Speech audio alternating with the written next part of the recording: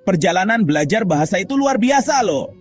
Prosesnya bukan dimulai dari kata pertama yang diucapkan bayi, melainkan jauh lebih awal, sejak bayi masih di dalam kandungan.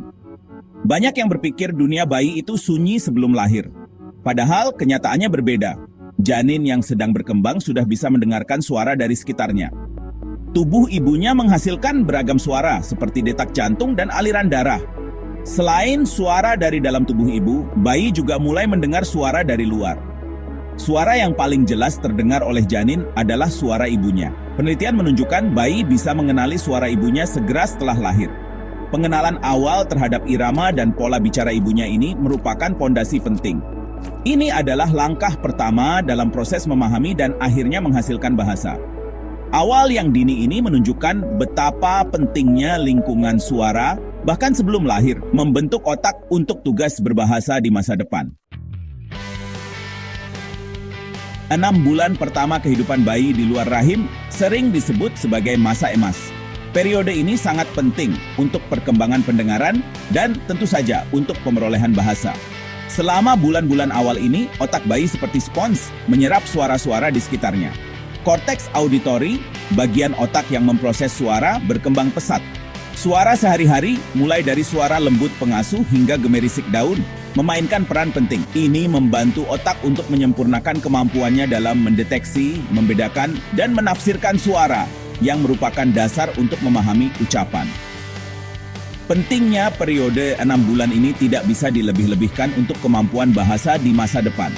Memastikan bayi dapat sepenuhnya mengakses dunia suara selama bulan-bulan pembentukan ini sangat penting untuk perjalanan linguistik dan perkembangan kognitif mereka. Penelitian dalam psikologi anak telah memberikan wawasan mendalam tentang bagaimana bayi belajar bahasa. Buku pegangan psikologi anak menyoroti bahwa bayi lahir dengan kemampuan luar biasa untuk memproses informasi sensorik, termasuk rangsangan pendengaran. Penelitian menunjukkan otak siap untuk berbahasa sejak usia sangat dini. Penelitian ini menekankan bahwa lingkungan memainkan peran penting dalam membentuk kemampuan bawaan ini. Penelitian saya sendiri di Universitas Washington berfokus pada bagaimana bayi memahami bunyi ujaran. Kami menemukan bahwa bayi adalah warga dunia dalam hal bunyi bahasa. Dalam beberapa bulan pertama kehidupan, mereka dapat membedakan kontras fonetik dari semua bahasa. Namun saat mereka mendekati ulang tahun pertama, kemampuan luas ini menyempit. Mereka menjadi spesialis dalam bunyi bahasa ibu mereka sendiri. Transisi ini menunjukkan bahwa otak belajar dan beradaptasi berdasarkan masukan lingkungan. Sebuah proses yang kami sebut komitmen saraf. Bayi lahir dengan kemampuan bawaan untuk memproses suara, sebuah keterampilan yang penting untuk kelangsungan hidup dan perkembangan mereka. Sejak lahir, sistem pendengaran mereka berfungsi, meskipun terus matang selama beberapa tahun pertama. Pada bulan-bulan awal, bayi sangat sensitif terhadap suara manusia. Mereka menunjukkan preferensi untuk bicara daripada jenis suara lainnya. Preferensi ini merupakan adaptasi evolusioner yang penting. Ini memastikan bahwa mereka memperhatikan sumber informasi terpenting untuk belajar dan ikatan sosial manusia lain. Cara bayi memproses suara cukup luar biasa. Mereka tidak hanya mendengar suara yang campur aduk. Otak mereka secara aktif bekerja untuk mengatur dan memahami masukan pendengaran yang mereka terima. Kemampuan untuk membagi aliran ujaran yang berkelanjutan menjadi unit-unit individual merupakan langkah pertama yang penting dalam pemerolehan bahasa. Bagian 5, lanskap suara sosial, interaksi sebagai katalis bahasa. Meskipun paparan terhadap suara bahasa sangat penting, pembelajaran bahasa bukanlah proses pasif yang terjadi hanya dengan mendengar kata-kata. Interaksi sosial adalah katalis yang kuat untuk perkembangan bahasa pada bayi. Bayi belajar bahasa paling baik ketika mereka terlibat aktif dengan manusia lain. Interaksi langsung dan responsif, seperti berbicara, bernyanyi, dan bermain dengan pengasuh, memberikan lingkungan belajar yang kaya. Interaksi ini jauh lebih efektif daripada mendengarkan bahasa secara pasif dari televisi atau rekaman audio. Selama interaksi sosial, bayi menerima lebih dari sekadar masukan pendengaran. Mereka menerima banyak isyarat lain yang mendukung pembelajaran bahasa. Bagian 6. Hambatan diam, dampak masalah pendengaran yang tidak terdeteksi. Kemampuan mendengar dengan jelas merupakan dasar bagi perkembangan bayi, terutama untuk pemerolehan bahasa. Ketika bayi memiliki masalah pendengaran yang tidak terdeteksi, itu menciptakan hambatan diam antara mereka dan dunia suara. Hambatan ini dapat memiliki konsekuensi yang besar dan luas. Jika bayi tidak dapat sepenuhnya mengakses suara ucapan, kemampuan mereka untuk belajar bahasa akan terganggu secara signifikan. Periode kritis untuk perkembangan pendengaran dan bahasa, terutama dalam beberapa bulan dan tahun pertama kehidupan, dapat terlewatkan. Bagian 7. Menyelaraskan, panduan praktis bagi orang tua untuk mendukung perkembangan pendengaran. Orang tua memainkan peran yang sangat penting dalam mendorong perkembangan pendengaran dan bahasa bayi mereka. Menciptakan lingkungan suara yang kaya dan merangsang sejak awal dapat membuat perbedaan yang signifikan.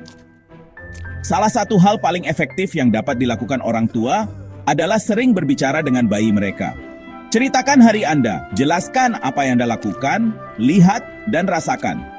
Gunakan nada suara yang hangat dan ekspresif, yang sering disebut sebagai parentese, atau ucapan yang diarahkan pada bayi. Jenis ucapan ini, dengan nada yang lebih tinggi, tempo yang lebih lambat, dan intonasi yang dilebih-lebihkan, diketahui dapat menarik perhatian bayi dan membuatnya lebih mudah untuk memproses bahasa. Membacakan untuk bayi Anda, bahkan sejak usia sangat dini, adalah cara lain yang sangat baik untuk mendukung keterampilan pendengaran dan bahasa mereka. Pilih buku dengan gambar berwarna-warni dan teks yang sederhana dan berulang. Tunjuk gambar saat Anda menamainya. Bagian 8. Memelihara jalur saraf, menciptakan lingkungan pendengaran dan linguistik yang kaya. Memelihara jalur saraf untuk bahasa melibatkan lebih dari sekadar aktivitas yang terisolasi. Itu membutuhkan penciptaan lingkungan pendengaran dan linguistik yang kaya secara konsisten.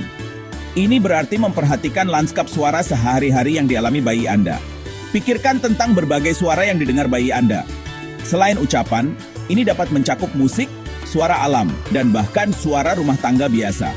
Namun, komponen terpenting dari lingkungan ini adalah masukan bahasa yang melimpah dan berkualitas tinggi yang diarahkan kepada bayi. Masukan ini memicu perkembangan otak, terutama area yang bertanggung jawab atas pemahaman dan produksi bahasa. Pertimbangkan kualitas interaksi. Bagian 9, Fondasi 1000 Kata, pendengaran sebagai landasan pembelajaran. Kemampuan untuk mendengar benar-benar merupakan indera dasar, bertindak sebagai landasan di mana bahasa dan banyak pembelajaran kita selanjutnya dibangun. Dari saat-saat paling awal, bahkan sebelum lahir, sistem pendengaran mulai mengumpulkan informasi, menyesuaikan otak dengan ritme dan suara ucapan manusia. Penyelarasan awal ini sangat penting karena mempersiapkan bayi untuk memulai perjalanan kompleks dalam memperoleh bahasa. Tanpa masukan pendengaran yang jelas, proses rumit untuk membedakan bunyi fonetik, memahami intonasi, dan membagi aliran ucapan menjadi sangat menantang. Oleh karena itu, melindungi dan memelihara pendengaran anak sangat penting untuk perkembangan kognitif dan sosial mereka secara keseluruhan. Berdampak jauh lebih dari sekadar kemampuan mereka untuk berbicara. 6 bulan pertama merupakan periode kepekaan yang luar biasa dan perkembangan yang cepat di otak pendengaran. Selama waktu ini, bayi bukan hanya penerima suara pasif. Mereka adalah pelajar aktif, menganalisis secara statistik bahasa yang mereka dengar untuk mengungkap struktur dasarnya.